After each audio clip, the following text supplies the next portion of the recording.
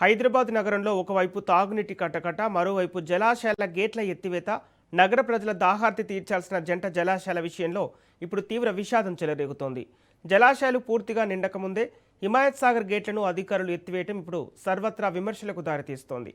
నగరానికి తాగునీటి సరఫరా కోసం ట్యాంకర్లపై ఆధారపడాల్సిన దుస్థితిలో ఇలా నీటిని వృధాగా మూసీ నదులకు వదిలేయటం వెనుక ఎవరి ప్రయోజనాలు ఉన్నాయి? సామాన్యుల దాహం కంటే ప్రముఖుల ఫామ్ హౌస్ల రక్షణకే ప్రభుత్వం ప్రాధాన్యత ఇస్తోందా అన్న ప్రశ్నలు స్థానికుల నుంచి గట్టిగా వినిపిస్తున్నాయి. రాజేంద్రనగర్ ఎమ్మెల్యే ప్రకాష్ గౌడ్ సమక్షంలో జరిగిన ఈ నీటి విడుదలపై ఇప్పుడు నిరసన జ్వాలలు రేగుతున్నాయి.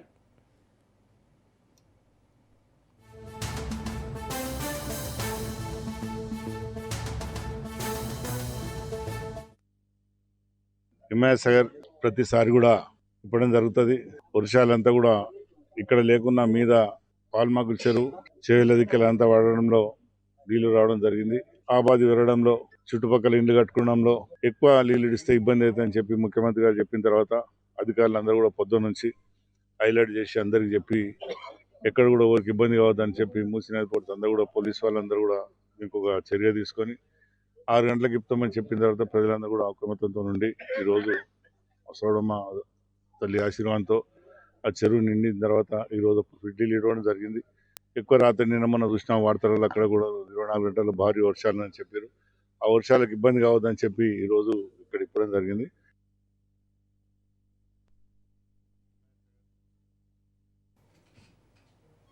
ఇదే అంశానికి సంబంధించి పూర్తి డీటెయిల్స్ మా ప్రతినిధి పవన్ అందిస్తారు. పవన్, నగర ప్రజల దాహార్తిని తీర్చాల్సిన జంట జలాశయాల విషయంలో ఇప్పుడు తీవ్ర వివాదం చెలరేగుతుంది. అప్డేట్స్ ఏంటి?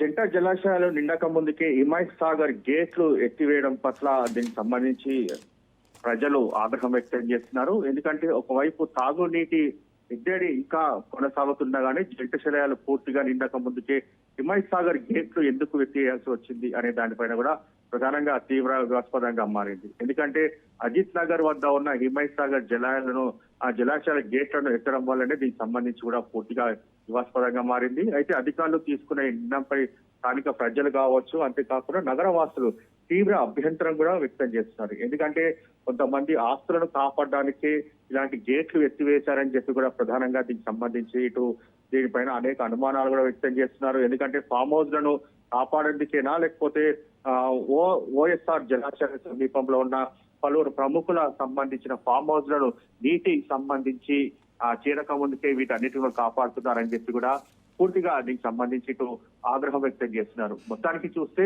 ఈ యొక్క జలాశయాలకు సంబంధించి 8వ నంబర్లోని ఒక గేటును ఎమ్మెల్యే ప్రకాష్ గౌడ్ చేతుల మీదుగా లేచిన తర్వాత 1000 క్యూసెట్లకు సంబంధించిన నీటిని విడుదల చేశారు ఈ యొక్క జంట జలాలకు సంబంధించి. మొత్తానికి చూస్తే దీనికి సంబంధించి మాత్రం పూర్తిగా వివాదాస్పదంగా మారింది.